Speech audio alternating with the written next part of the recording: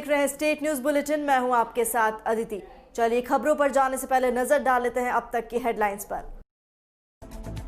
राजस्थान कांग्रेस संगठन के बाद अब बनाएगी रिसर्च विंग, संभाग और जिला स्तर पर भी बनेंगे प्रवक्ता। सूरत मजदूर हादसे में सीएम गहलोत ने मुआवजे का किया ऐलान, आश्रितों को 2-2 लाख और घायलों को 50-50 हजार का ऐलान।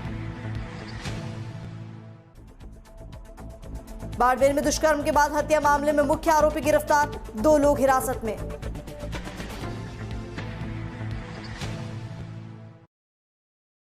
अब खबरें विस्तार से।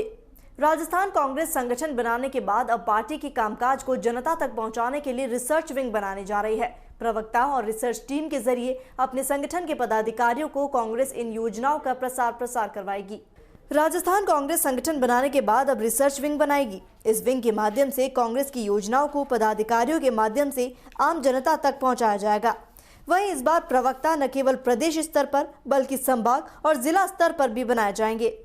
राजस्थान में कांग्रेस पार्टी का संगठन बन चुका है। पदाधिकारियों को उनके जिलों की जिम्मेदारी भी दे दी गई है। अब कांग्रेस पार्टी का पक्ष मजबूती से रखने की प्रवक्ताओं की बारी है। दरअसल कांग्रेस पार्टी की ओर से प्रवक्ताओं की खोज की जा रही है, जो न केवल प्रदेश स्तर पर नियुक्त किए जाएंगे बल्कि इस बार प्रवक्ता संभाग स्तर और जिला स्तर पर भी नियुक्त करने की तैयारी चल रही है। सूरत सड़क हादसे में राजस्थान के मृतकों और घायलों को गहलोत सरकार ने आर्थिक सहायता देने की घोषणा की है। मुख्यमंत्री राहत कोष से मृतकों को 2-2 लाख रुपए और घायलों को 50-50 हजार रुपए मुआवजा दिया जाएगा। मुख्यमंत्री अशोक गहलोत ने पीड़ित परिवारों के प्रति संवेदनाएं भी व्यक्त की हैं।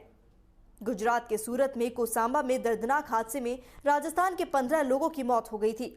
यह हादसा किम मानवी रोड पर एक बेकाबू होकर आए डंपर ने मजदूरों को रौंद दिया था। इस दौरान 15 लोगों की मौत हो गई थी।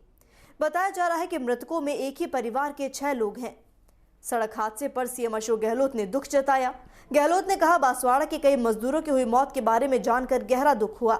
परिवारों के प्रति हार्दिक संवेदना और उन घायलों के शीघ्र स्वस्थ होने की प्रार्थना की। साथ ही सूरत में हुई त्रासदी पीड़ितों को गहलोत सरकार ने आर्थिक सहायता देने की घोषणा की।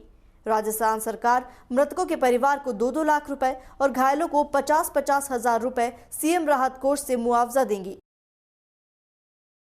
वहीं बाड़मेर में एक नाबालिग से दुष्कर्म के बाद हत्या के मामले में पुलिस ने अब एक मुख्य आरोपी को गिरफ्तार कर लिया है। साथ ही पुलिस ने मामले में 2 लोगों को हिरासत में लेकर पूछताछ शुरू कर दी है। बाड़मेर जिले के शिव थाना क्षेत्र में नाबालिग बच्ची से दुष्कर्म के बाद उसकी हत्या का मामला सामने आया था। बाड़मेर पुलिस को इस पूरे मामले में बड़ी सफलता हाथ लगी है। पुलिस ने 12 घंटे के अंदर मुख्य आरोपी को जंगल से गिरफ्तार किया। इस मामले को लेकर परिजनों की ओर से 3 नामजद और एक अज्ञात के खिलाफ मामला दर्ज कराया गया था, जिसके बाद पुलिस ने आरोपियों की तलाश शुरू की। मुख्य आरोपी की गिरफ्तारी के लिए पुलिस की टीम जगह जगह दबिश दे रही थी। सोमवार को बाड़मेर शहर से करीब 10 किलोमीटर दूर एक गांव के जंगलों से पुलिस ने मुख्य आरोपी को गिरफ्तार कर लिया। फिलहाल पुलिस आरोपी से गहनता से पूछताछ कर रही है। पुलिस अधीक्षक आनंद शर्मा ने आरोपी की गिरफ्तारी की पुष्टि की। वही खबर जोधपुर से, जहां खुड़ला के पटेल का लुणावास खारा में कांग्रेस कमेटी के नव नियुक्त सचिव बनने पर श्रवण पटेल का अभिनंदन किया गया। पटेल का सोमवार को लुणावास खारा के ठाकुर जी के मंदिर पर स्वागत कार्यक्रम आयोजित हुआ। जिले के पंचायत समिति धवा के ग्राम पंचायत खुड़ाला निवासी श्रवण पटेल को प्रदेश कांग्रेस कमेटी के नव नियुक्त सचिव बनने पर लूणी विधानसभा क्षेत्र में खुशी का माहौल नजर आया। पटेल का सोमवार को लुणावास खारा के ठाकुर जी के मंदिर पर स्वागत कार्यक्रम आयोजित किया गया, जिसमें पटेल का गांव के ग्रामीणों और युवाओं ने साफा और माला पहनाकर अभिनंदन कर बधाई दी। पटेल ने कहा, पार्टी ने जो जिम्मेदारी सौंपी है उन पर निष्ठा के साथ खरा उतरने का प्रयास करेंगे। क्षेत्र के विकास के लिए हमेशा प्राथमिकता रहेगी। उन्होंने प्रदेश कांग्रेस के सचिव बनने पर मुख्यमंत्री अशोक गहलोत का भी आभार जताया। पटेल ने कहा, 36 कौम के आशीर्वाद से ही प्रदेश स्तर पर इतनी बड़ी जिम्मेदारी मिली, ये एक सौभाग्य की बात है। वहीं खबर जालौर से, जहां राजस्थान शिक्षक संघ प्रगतिशील उपशाखा सायला द्वारा शिक्षकों की लंबित समस्याओं के निराकरण के लिए विरोध जताया गया। सायला उपखंड अधिकारी सीमा तिवारी को मुख्यमंत्री के नाम ज्ञापन सौंपा गया। उपशाखा अध्यक्ष छेल सिंह हरमू ने बताया कि शिक्षक संघ प्रगतिशील के प्रदेश व्यापी आह्वान पर शिक्षकों की लंबित समस्याओं के निराकरण और कांग्रेस के जन घोषणा पत्र 2018 में किए गए वादे पूरे नहीं करने को लेकर सायला ब्लॉक के शिक्षकों ने मुख्यमंत्री के नाम ज्ञापन सौंपा। वहीं समस्याओं का निराकरण नहीं होने पर शिक्षकों में आक्रोश देखा गया। साथ ही आगामी दिनों में संघर्ष तेज करने की चेतावनी दी गई। कहने को राज्य सरकार विकास के लिए बहुत कुछ करवा रही है, लेकिन जालौर जिला मुख्यालय से तहसील मुख्यालय के बीच कोरोना काल में बंद हुई बसें अभी तक शुरू नहीं हो पाई है। इससे ग्रामीण क्षेत्र के लोगों को मुंह मांगे किरायों से आवागमन करना पड़ रहा है। जालौर के मोदरान में राज्य का प्रमुख देवस्थान तीर्थ श्री आशापुरी महोदरी माताजी मंदिर है, लेकिन ग्रामीणों और दर्शनार्थियों को रेल और बस सुविधा उपलब्ध नहीं होने से करीब 2 दर्जन से ज्यादा गांव के ग्रामीण इलाकों से आने जाने वाले यात्रियों को परेशानी हो रही है। कई गांव से आने जाने वाले यात्रियों को जिला मुख्यालय और तहसील मुख्यालय जाने के लिए एक भी सुविधा सीधी बस की नहीं है। सुविधा उपलब्ध नहीं होने से समय और दुगना किराए के साथ परेशानियों का सामना ग्रामीणों को करना पड़ रहा है। पूर्व में यहां अंसारी ट्रैवल्स जालौर की निजी बसें चलती थी, लेकिन कोरोना काल के कारण वे बसें बंद हो गई थी, जो अभी तक चालू नहीं हो पाई हैं। इससे कई गांवों में आवागमन में जनता को परेशानी हो रही है।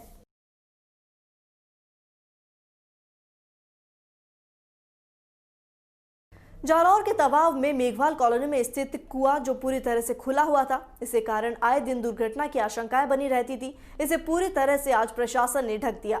कुएं को जेसीबी और ट्रैक्टर की सहायता से पूरी तरह से मिट्टी और पत्थर की सहायता से ढका गया। सरपंच प्रतिनिधि योगेंद्र पाल सिंह चंपावत लूर ने बताया कि ग्राम में किसी भी कीमत पर हर संभव कार्य को किया जा रहा है और आपको पूर्ण विश्वास दिलाते हैं कि कार्यकाल में लगभग सभी कार्य करेंगे जो अब तक नहीं हो पाए हैं।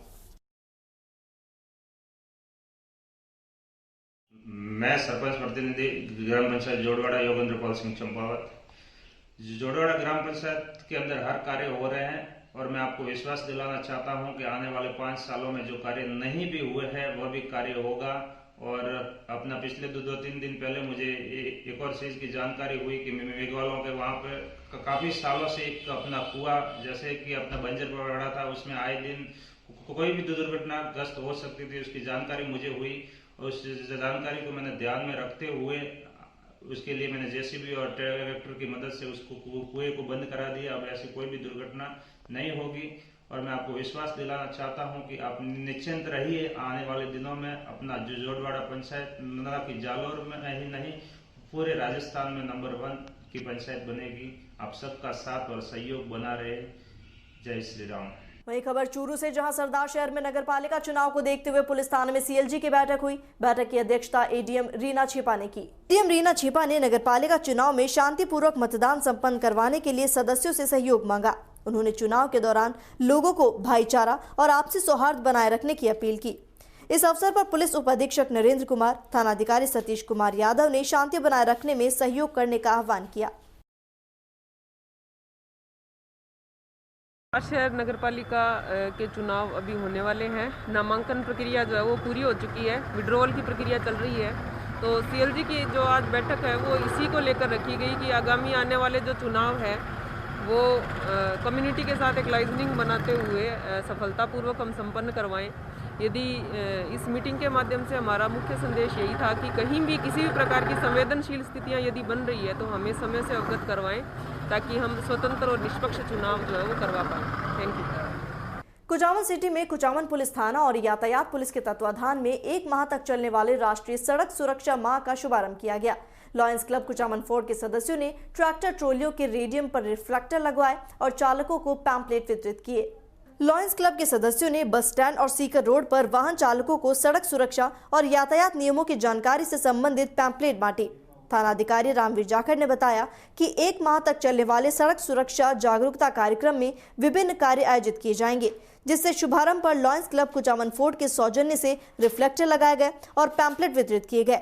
इस सहयोग के लिए क्लब को धन्यवाद। लॉयन राम काबरा ने बताया कि शहर की सुचारू यातायात व्यवस्था और सड़क सुरक्षा से संबंधित कार्यों के लिए भी क्लब भविष्य में सहयोग करता रहेगा।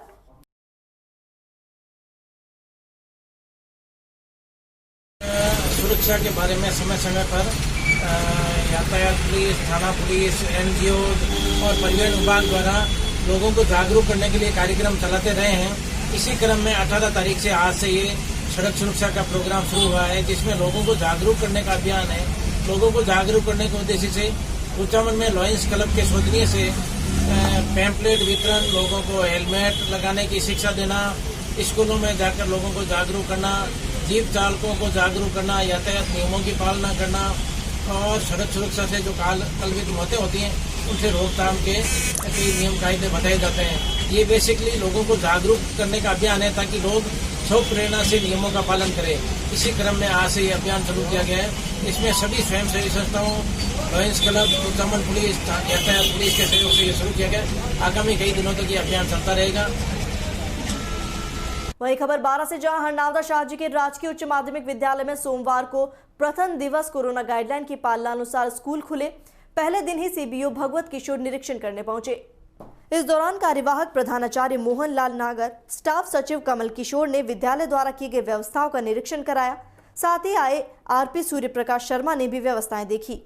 वहीं कोरोना मैनेजमेंट प्रभारी जगदीश प्रसाद चौरसिया ने बताया कि राज्य सरकार द्वारा विद्यालयों को कोविड-19 के पश्चात पुनः खोले जाने के लिए निर्धारित मानक संचालन प्रक्रिया के अनुसार नियमित कक्षा और शैक्षणिक गतिविधियां प्रारंभ करने की स्वीकृति प्रदान कर देने के बाद विद्यालय में दिनांक 18 से कक्षा 9 से 12वीं के लिए कक्षाएं शुरू की गई।